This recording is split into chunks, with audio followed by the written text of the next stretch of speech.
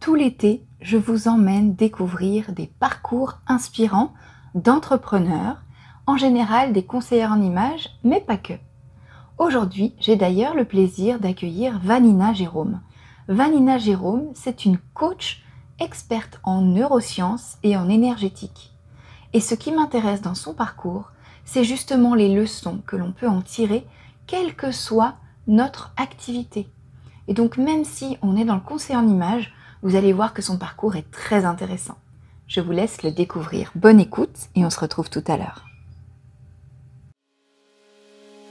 Bonjour et bienvenue dans le podcast Happy Personal Shopping. Je suis Maïté Despréaux, bulle de mode, mentor business spécialisée dans l'accompagnement des conseillères en images et personal shoppers débutantes. Forte de plus de 15 ans d'expérience comme personal shopper, j'ai le plaisir de vous guider pour vous lancer dans cette activité passion. Dans ce podcast, nous aborderons 4 grandes thématiques pour vous aider à démarrer et à exercer sereinement. Première, la stratégie et l'organisation. Des conseils pratiques pour développer votre activité tout en préservant du temps pour vous. Deuxième, l'état d'esprit entrepreneurial.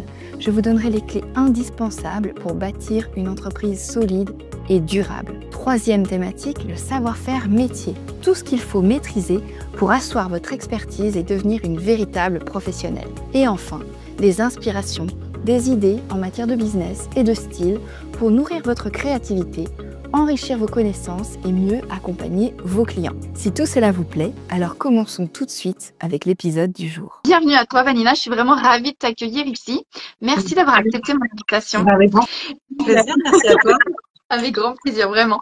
Et comme je disais aux personnes qui nous suivent et nous suivront, l'idée c'est vraiment chaque vendredi d'accueillir quelqu'un qui a un parcours inspirant du côté de l'entrepreneuriat, du côté du conseil en images en général, mais aujourd'hui c'est un peu particulier parce que toi tu n'es pas conseiller en images, mais par contre on a vu qu'on avait énormément de points communs sur notre approche et c'est ça qui m'intéresse.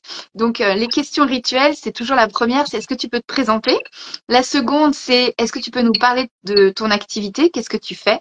Et la troisième, les outils avec lesquels tu travailles. Et pour le coup, peut-être que là tu peux prendre des outils avec lesquels on a déjà travaillé ensemble toi et moi, ou alors des outils d'entrepreneurs pour pouvoir inspirer les personnes qui vont regarder cette vidéo. Qu'est-ce que tu en penses? Ok, c'est parti. Pour moi, c'est tout bon. Tu me rappelleras les questions si jamais j'oublie. N'hésite pas, avec plaisir. Alors, je me présente. Donc, je suis Vanina Jérôme. Je suis coach en neurosciences et en énergétique.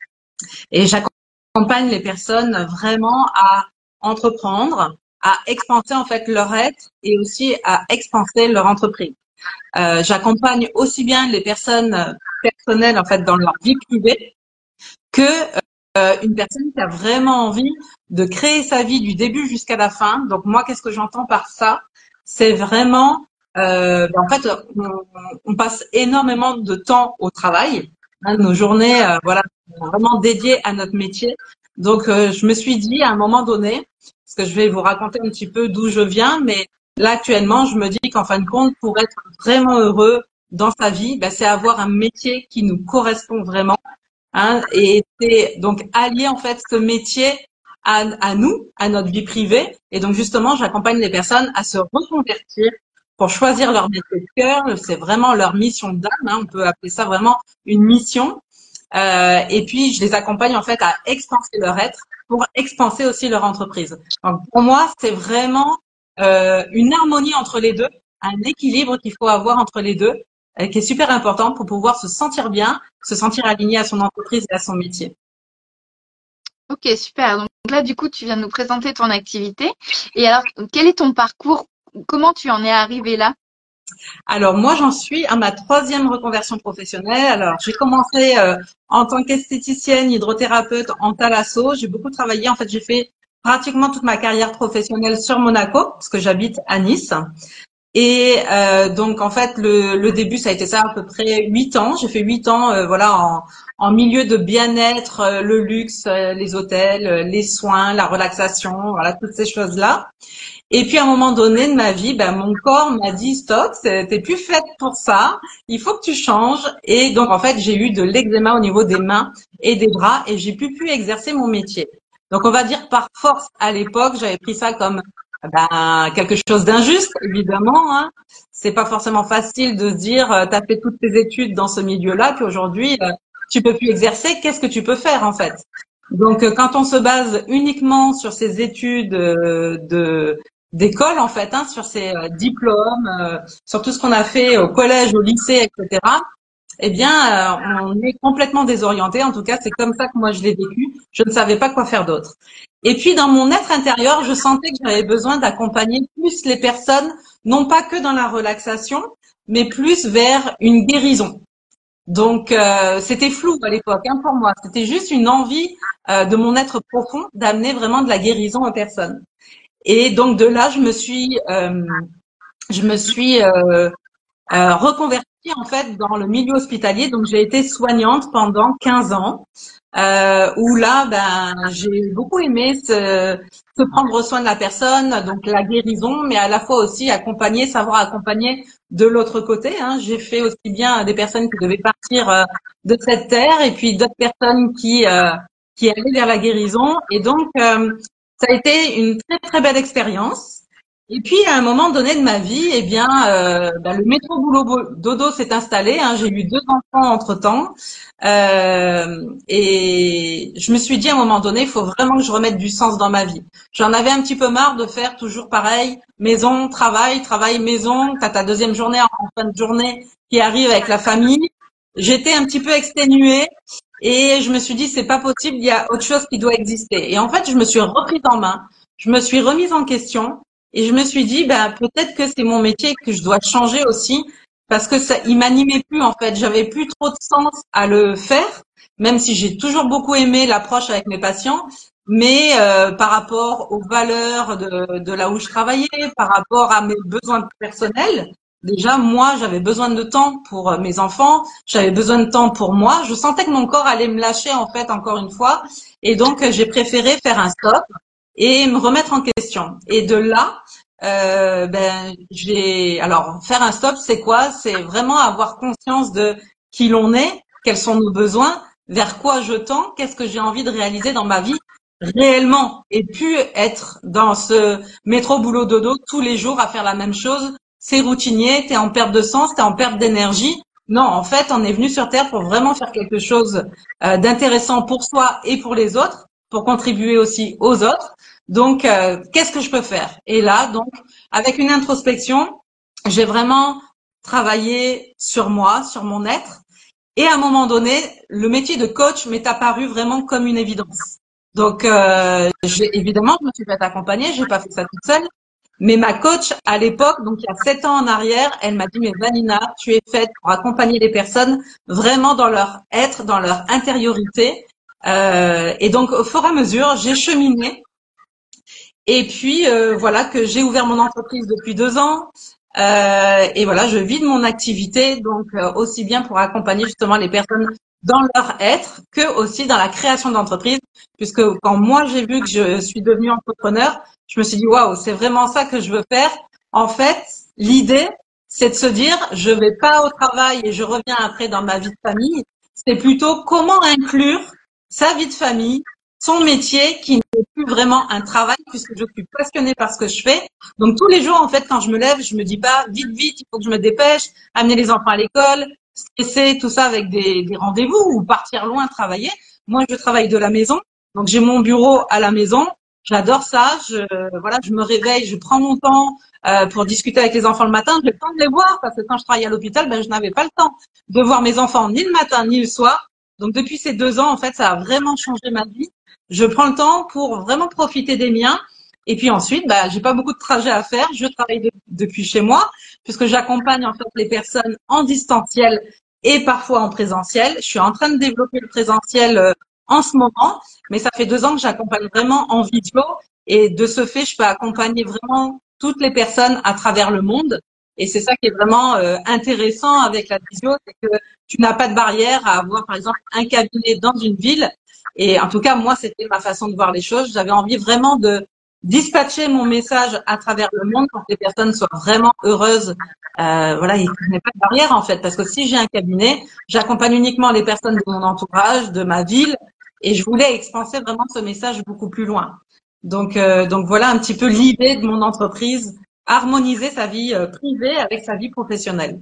Superbe, un très beau parcours et pour le coup, tu as commencé par toi-même. Tu t'es d'abord coaché toi-même.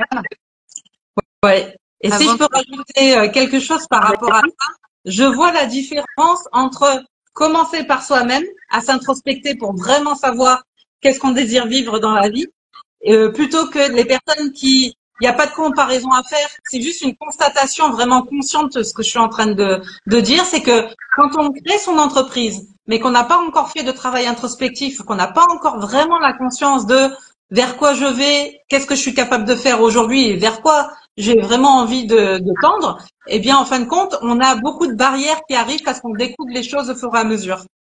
Et donc ça, c'est des clients qui viennent me voir. J'ai plus de femmes que d'hommes, mais des clientes qui viennent me voir en me disant, ben voilà, j'ai ouvert mon entreprise, je sais ce que je veux faire. Voilà, je suis thérapeute, je suis énergéticienne, je suis masseuse. J'ai beaucoup de personnes dans le bien-être qui viennent me voir, mais elles me disent à un moment donné, comment je fais pour expanser mon entreprise? Je sais pas en fait par quoi commencer. Et puis en plus de ça, quand je pense à des idées de communication, de me montrer, etc., pour faire ma publicité en quelque sorte, eh bien je me sens bloquée. Donc si tu fais en fait d'abord un travail introspectif de toi, tous ces blocages-là, tu les auras soit pas du tout parce qu'ils sont déjà travaillés, soit tu les auras beaucoup moins forts et avec ta volonté, ton engagement et ton courage, tu arrives à pallier à ça. Et plus rien ne te freine en fait pour poser tes actions. Parce que l'entrepreneuriat, ça déménage intérieurement, hein, c'est pas forcément facile. Hein. Non, ça l'est pas du tout. C'est sûr. Et pour le coup, en fait, tu es en train de nous expliquer que le quand on veut, on peut, il a des limites et qu'il commence déjà par une propre hygiène de vie, même ne serait-ce que mentale finalement. Ah oui, ça va plus loin qu'une hygiène de vie, c'est vraiment tout ce qui se passe dans notre inconscient en fait. Donc en fait, on n'est même pas conscient qu'on a des blocages, qu'on a des choses qui nous limitent. Alors si tu n'es pas consciente de ça, en fait, tu peux pas travailler dessus, tu peux pas les regarder et de ce fait, tu te sens bloqué, tu te sens limité ou tu te sens peut-être ne pas réussir à la hauteur de ce que tu voudrais, mais tu sais pas pourquoi. Donc là, c'est hyper gênant parce que tu dis mais comment je peux faire? Donc en fait, c'est vraiment aller voir son inconscient pour voir où sont tes blocages et à partir de là, bah, tu débloques tout et tu peux réaliser vraiment ce que tu as envie de réaliser au quotidien et puis pour ta vie future. Oui, carrément. En tout cas, ça me parle beaucoup ce que tu dis. Et pour le coup, quand on avait échangé, quand on avait partagé un petit peu nos activités, tu me parlais des neurosciences. Est-ce que c'est ton outil principal? Comment est-ce que tu travailles? Ouais, tout à fait. Ben, en fait, ce que je viens de t'expliquer, c'est ça, c'est les neurosciences. Hein. Moi, je me suis vraiment formée à ça parce que j'ai vu que quand on comprend le fonctionnement de son cœur, de sa tête, hein, de son cerveau, de son mental, de son inconscient, ben, je pense que là, on a compris énormément de choses. Si c'est pas pour dire, on a tout compris. Évidemment qu'on n'a jamais tout compris. Il y a toujours des choses à apprendre, mais c'est vraiment cette base-là qu'il faut comprendre que à partir du moment où tu as bien programmé en fait ton inconscient, tu peux tout réaliser. Et les neurosciences, c'est ça. Ok. Et alors concrètement, est-ce que tu aurais des outils à nous transmettre de comment est-ce que tu travailles? Alors c'est peut-être pas forcément des outils de coaching, mais comment est-ce que toi tu fais pour accompagner les personnes? C'est quoi tes 3 outils principaux pour ton activité? Alors les 3 outils principaux. Alors attends. J'en ai déjà 2 qui sont essentiels, ben, je dirais 3. Effectivement. Alors, c'est pas forcément des outils là que je vais vous transmettre, mais c'est plutôt poser le doigt dessus sur ces 3 choses spécifiques qui sont super importantes. La première, c'est avoir la conscience de soi. La conscience de soi, c'est qui je suis, quelles sont mes valeurs, quels sont mes besoins, comment je veux me diriger dans la vie. Donc, avoir une grande conscience de soi, c'est s'accepter aussi, s'accepter comme l'on est. Alors, je dirais avec ces zones d'ombre, parce que moi, je n'aime pas parler de défauts, mais c'est simplement des zones d'ombre, c'est des zones à aller regarder, c'est des zones à aller travailler, peut-être et sûrement à aller libérer. Et puis, tu as des zones positives où là, vraiment, ça te nourrit au quotidien et tu arrives à avancer avec ça. Donc, c'est se connaître, s'accepter, donc accepter toutes ces zones-là, en fait, en général de toi. Parce que j'entends beaucoup dire « Ah, mais moi, je suis trop hypersensible et j'arriverai pas à faire ça. » Non, en fait, ça, c'est encore un blocage et c'est encore une limitation inconsciente. En fait, on est tous capables. L'être humain, il a des pouvoirs vraiment incroyables qu'on ne soupçonne pas.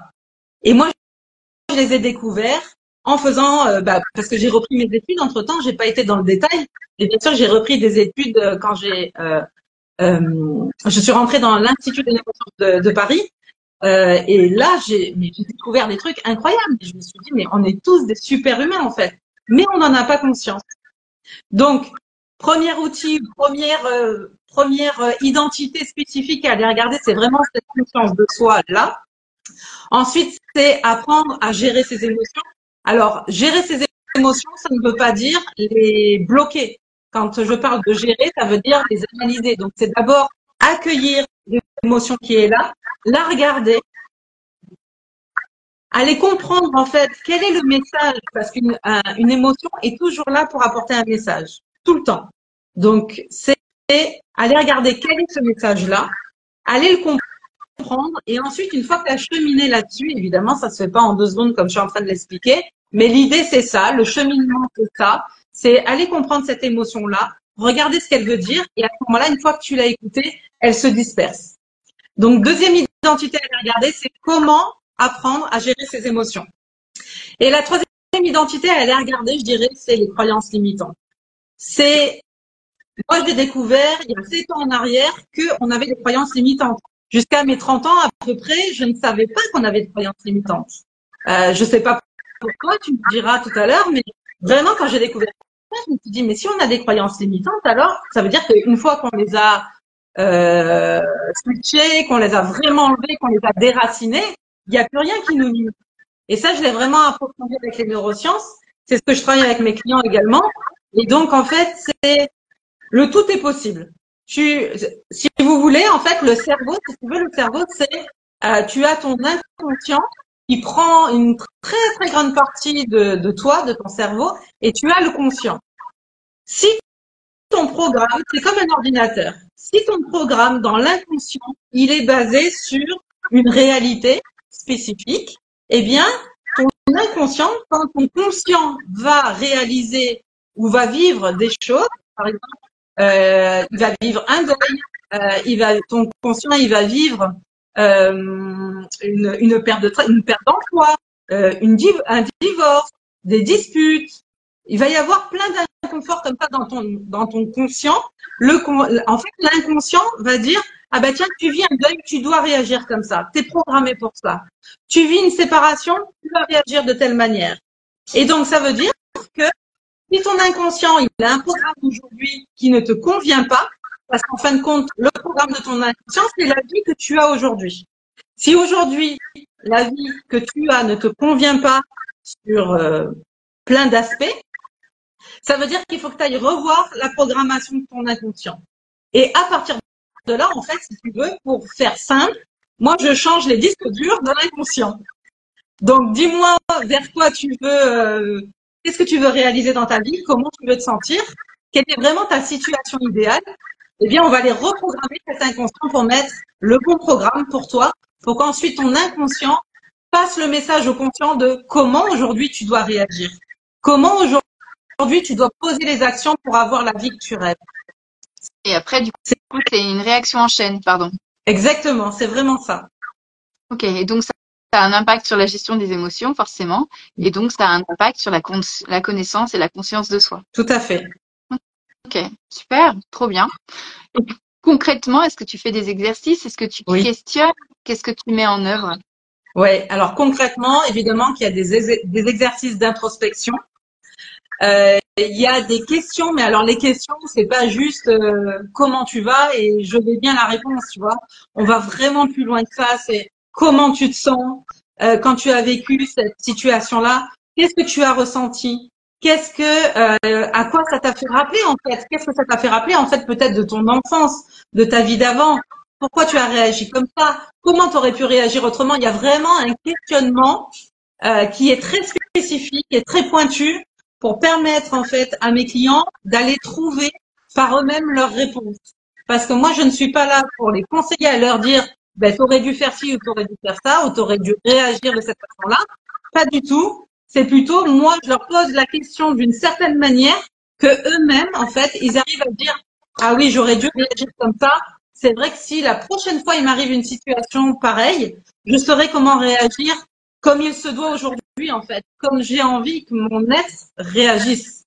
Donc, c'est vraiment, oui, des questions pertinentes, des exercices que l'on fait ensemble. Et puis, parfois, ils ont des exercices à faire, eux, de leur côté aussi, parce que moi, je vois mes clients régulièrement. En principe, c'est une fois par semaine, parce que je ne veux pas les lâcher. C'est vraiment comme un entraînement. C'est comme si vous entraîniez, par exemple, c'est comme si vous êtes un sportif de haut niveau. Eh bien, le sportif de haut niveau, s'il a vraiment envie d'avoir des résultats de champion, il va pas s'entraîner une fois par mois, ok? Il va s'entraîner tous les jours. Et il va voir son coach tous les jours.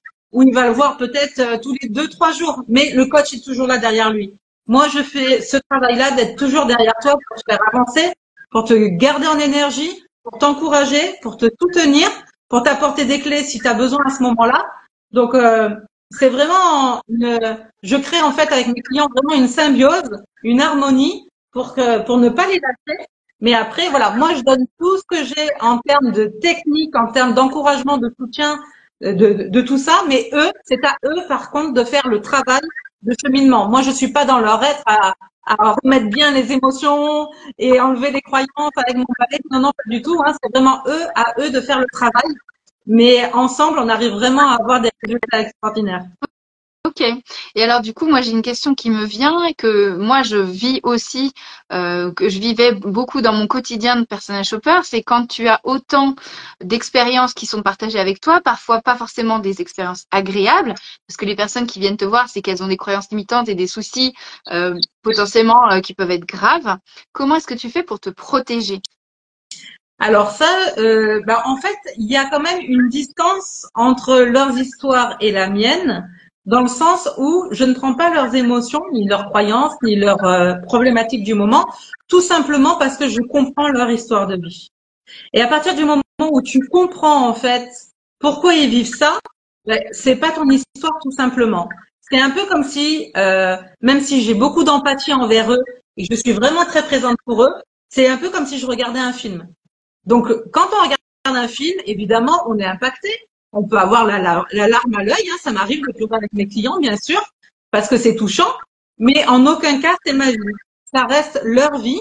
Et du coup, je suis pas impactée au point de ne plus dormir la nuit ou vraiment de me sentir mal, tout ça. Donc, c'est sur le moment en séance, ben oui, c'est triste et ça peut nous arriver de pleurer ensemble, comme ça nous arrive très souvent de rigoler ensemble et de partager des super moments. Mais ça ne m'impacte pas au point de m'épuiser. D'accord. Et donc, c'est la distance que tu mets, c'est aussi par le questionnement que tu fais, j'imagine que tu peux la mettre, cette distance-là. Oui, et puis faut comprendre aussi que tout ce qui nous arrive dans notre vie, alors c'est très dur ce que je vais dire, mais c'est une réalité que j'ai constatée, c'est que en fin de compte, ce qui nous arrive dans notre vie, quelque part, c'est nous qui l'avons choisi.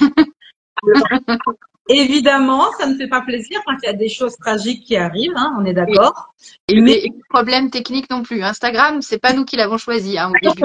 On a peut-être une énergie trop puissante, ça l'a bloqué. Mais en fait, j'ai connu aussi des périodes hyper compliquées dans ma vie.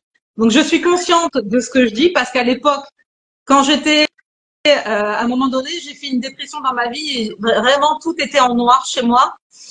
Et si on m'avait dit ça, j'aurais peut-être même raccroché le téléphone en disant mais pour qui tu te prends pour me dire ça, tu vois? Parce que quand on est vraiment dans cette période noire, on peut pas entendre que c'est nous qui l'avons créée. Et pourtant, si on a une part en tout cas de responsabilité, même si c'est pas à 100%, c'est souvent pas à 100% d'ailleurs, mais on a quand même un petit pourcentage qui est là de par nos décisions, de par nos choix. Et puis aussi, donc, excuse-moi, c'est peut-être aussi le fait que ce que tu disais, chaque émotion est un message, donc quelque part de se mettre dans cette situation-là, c'est aussi un message d'alerte, non? Tout à fait, complètement, ouais. Donc c'est pour ça qu'aussi dans ces moments-là, il faut aller regarder ce qui se passe. Bien sûr, c'est important de s'en occuper.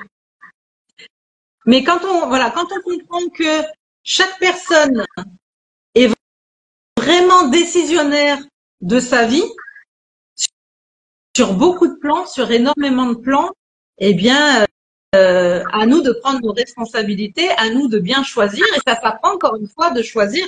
Ça s'apprend de prendre les bonnes décisions. Ça s'apprend de devenir heureux. C'est pas inné tout ça. Donc quand la vie, en fait, elle passe comme ça, on a l'impression que ça défile devant nos yeux, s'il vous plaît, faites un stop pour regarder qu'est-ce qui se passe. Parce que ça veut dire que vous n'êtes pas consciente de plein de choses. Et c'est mon histoire, hein, donc je me permets de le dire. Voilà, c'est vraiment pas un jugement avec ceux qui ne réussissent pas. C'est vraiment, moi, je suis passée par là, donc je sais que c'est terrible quand on en a pas conscience. Mais quand on a conscience, c'est vraiment magnifique de se dire, en fait, je suis créateur de ma vie, de ma réalité. En fait, c'est notre intériorité, c'est comment on se sent dans notre être intérieur qui va créer notre propre réalité. C'est un peu comme quand, par exemple, vous vous dites, ah ben il m'arrive toujours il m'arrive toujours des galères en ce moment. Ben ok, oui, je comprends qu'il t'arrive toujours des galères, mais comment tu te sens toi dans ton intériorité? Est-ce que tu te sens pop-up et tout va bien et t'es en joie tous les jours? Ben souvent non, et tout le temps non en fait. Quand tu questionnes la personne, ben c'est une personne qui se sent en colère, c'est une personne qui se sent frustrée, qui est triste au quotidien.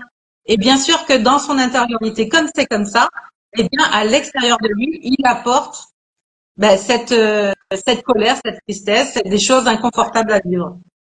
Donc plus tu vas te sentir en joie, sereine, en paix dans ton intériorité, plus tu vas faire ben, de belles rencontres. Tu vas trouver des personnes qui pensent comme toi, qui se sentent comme toi, et tu vas les attirer à toi au fur et à mesure. Et pour les situations, c'est pareil. Tu attires aussi des situations à toi. Quand on est entrepreneur, tu attires les bons clients à toi. C'est ça, hein, c'est vraiment ton intériorité qui va vibrer avec l'extérieur et qui va te revenir sans savoir d'où ça vient en fait. À un moment donné, ça tombe vers toi et tu dis waouh, mais c'est de la magie ou quoi? Donc c'est vrai qu'on aurait l'impression que c'est de la magie quand on n'a pas vraiment conscience de ce que c'est, mais c'est tellement beau, c'est ton reflet de ton intériorité qui est là et donc regarde-le, prends-le et vas-y, fonce et continue comme ça en fait. Top. Bah, en fait, tu viens de nous faire une séance de coaching, là, Vanina. Ouais, un petit peu. Je suis tellement passionnée que je peux pas me limiter à chaque fois dans les discours. J'adore ça, vraiment. Mais non, mais ça se sent en tout cas. Et puis on voit aussi que c'est quelque chose que tu as tellement vécu par Ouais. toi-même, ta propre expérience.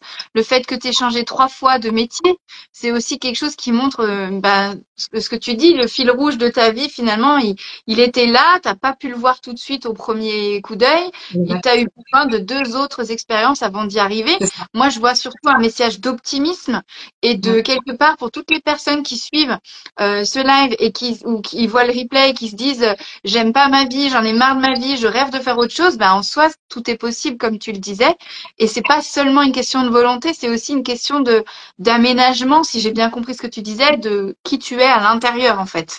Tout à fait. Parce que en fait, il faut savoir que l'être humain a un capital volonté. Donc, si on fait tout par la volonté, on s'épuise. Après, on n'a plus de batterie. Voilà, c'est terminé. Donc, on peut pas tenir. C'est comme la plupart des personnes qui commencent, par exemple, à faire un régime alimentaire basé sur la volonté. Eh bien, au bout d'un mois, il arrête parce qu'il en peut plus. Tous les jours, il se restreint de manger. Tous les jours, il mange des aliments peut-être qui ne lui plaisent pas.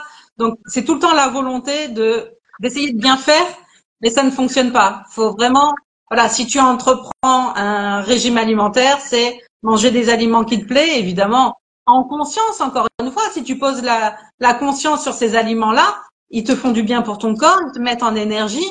Au fur et à mesure, tu les apprends, t'apprends aussi à les aimer, ces aliments. Peut-être que tu n'aimais pas au départ. Enfin, il y a plein de choses à mettre en place, toujours. Moi, je fonctionne beaucoup en termes de plaisir. Si tu veux, aller vers quelque chose, c'est tout le temps mettre du plaisir au quotidien dans ce que tu fais pour aller l'atteindre. Parce qu'évidemment, quand tu as une grande envie, on va dire, moi j'aime bien parler de grande vision, tu as une grande vision pour ton avenir et au fur et à mesure, tu vas le découper en petits objectifs de qu'est-ce que tu peux déjà enclencher aujourd'hui qui t'amènera au fur et à mesure vers ta grande vision. Mais toujours prends du plaisir dans ce que tu fais. Si ça te plaît pas, il faut changer. Il y a forcément des solutions. Ah, ça je suis bien d'accord avec toi. Le plaisir, c'est le support de tout. Et je crois que quand on fait les choses avec plaisir, on les fait bien, on les fait à fond, et on n'a pas l'impression de faire un effort, en fait. Tout à fait, voilà, c'est ça. Mm. Tu ne peux que continuer en fait à poser des actions parce que tu as le plaisir qui t'accompagne. Ouais. c'est une récompense permanente finalement. Oui. Ouais, pour ça, on a un cerveau très réflexe. Hein. Ça me fait du bien, donc je continue, quoi. Ben oui.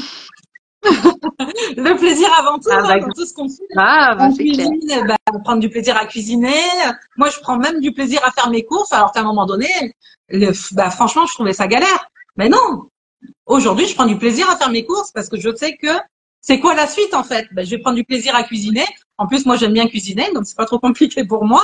Mais voilà, mettez du sens en fait dans tout ce que vous faites et vous verrez qu'avec le sens du plaisir, tout fonctionne. Super, super intéressant en tout cas. Bien En sûr. tout cas, beaucoup. C'était vraiment super. Donc, merci encore, Vanina. On a bien compris que pour pouvoir être heureux dans sa vie et pouvoir gérer sa vie, il y avait donc 3 étapes. Tu m'arrêtes si je dis des bêtises. Être en conscience de soi, être en capacité de gérer ses émotions et 3e point, avoir conscience de ses croyances limitantes pour pouvoir travailler dessus. C'est bien ça? C'est tout à fait ça. Top. Bon, j'ai bien pris des notes en tout cas. Merci beaucoup pour ta présence aujourd'hui. Merci Je vous Maïté. donne rendez-vous, mais vraiment avec plaisir. Tu reviens quand tu veux. Merci Maïté. Merci Au revoir. Vanina. À bientôt. Au revoir. Une vraie claque cet épisode, vous trouvez pas? Moi je trouve que cet épisode il donne la pêche, parce qu'effectivement Vanina elle a raison. Plus on va aller vers le positif, plus on va attirer le positif, et plus vous vous renfermez dans le négatif, plus vous allez attirer le négatif. Alors je ne suis pas une experte en neurosciences comme Vanina, mais comme je vous le dis régulièrement, pensez à vous, mettez votre entreprise en avant, dans votre tête déjà, parce que c'est la première chose qui va vous permettre de la rendre concrète. C'est d'oser y réfléchir, d'oser y penser, d'oser la faire exister dans votre esprit et d'en parler autour de vous. Et ça, c'est ce qui va vous amener aussi petit à petit la clarté. C'est en forgeant qu'on devient forgeron. Et ensuite, évidemment, les conseils de Vanina vous auront peut-être touché. Moi non plus, les croyances limitantes, je ne connaissais pas quand j'étais plus jeune. J'ai découvert ça il y a très peu de temps, pour être honnête avec vous. Et je trouve ça magique, effectivement. Prendre conscience de ce que l'on a, de ce que l'on a appris, de ce qu'on nous a même enseigné quand on était enfant, et de voir comment ça a un impact dans notre vie, et de potentiellement déconstruire le Lego qui a été construit pour en reconstruire un autre qui est plus conforme à ce qu'on veut. C'est vraiment ce que je retiens de cet épisode avec Vanina. J'espère que vous avez bien profité de cette séance de coaching, parce que c'est vraiment une personne exceptionnelle. Et ce que je voulais aussi partager avec vous, c'est que si vous le souhaitez, vous pouvez y arriver. Tout ce qui vous manque, c'est simplement ce petit pont, cette première marche à franchir. Il faut simplement oser la franchir. Et à partir du moment où vous avez envie de vous reconvertir, ou à partir du moment où vous avez vraiment envie de décoller avec votre activité, si par exemple vous êtes déjà formé et que rien ne se passe, eh bien vous êtes vraiment au bon endroit. Comme je vous le dis depuis quelque temps, je prépare un nouvel événement et je vous en dis plus directement si vous rejoignez la liste d'attente. Faites partie des premières à vous inscrire à cet événement en ligne gratuit dans lequel, vous allez le voir, votre vie va changer. C'est vraiment quelque chose, ce ne sont pas des paroles en l'air. Ce que je vous propose là, c'est un événement qui va changer votre vie. Donc c'est maintenant que vous pouvez prendre en main votre destin et finalement cette première marche, c'est simple comme de laisser vos coordonnées pour que je puisse vous envoyer toutes les informations concernant cet événement. Je vous remercie encore pour votre écoute, pour votre fidélité. Même si c'est les vacances, le podcast explose et c'est grâce à vous. Alors merci beaucoup et je vous retrouve très vite pour un nouvel épisode. Merci encore pour votre fidélité et à très bientôt. Je vous souhaite une bonne semaine.